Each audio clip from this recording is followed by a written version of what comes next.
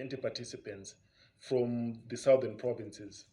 And why we felt it necessary is that I think in our respective stations, in the districts, in the provinces that we serve, infrastructure is a key deliverable that we as government officials must give our residents and citizens in those areas. And as we all know that our budgets are not enough to provide us with all the infrastructure that we need. So I guess sometimes also there are competing needs that perhaps in a year like this year, where we've got a drought, money might be diverted elsewhere. And so the basic infrastructure, this would be water, roads, electricity, housing, education, health, and so forth, might not get enough of what it needs. This means that we have to tap into another source of funding for such projects. And what government has accepted is that to close that gap, we need the help of the private sector. But we can't just go out and engage private sector, without a proper framework.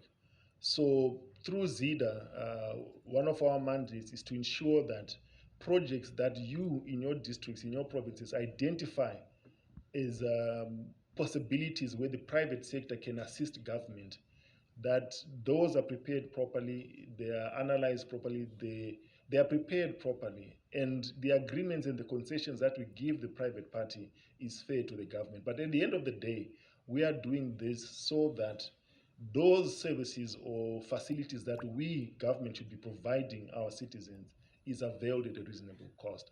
So I'll say in a nutshell, this is what a public-private partnership is.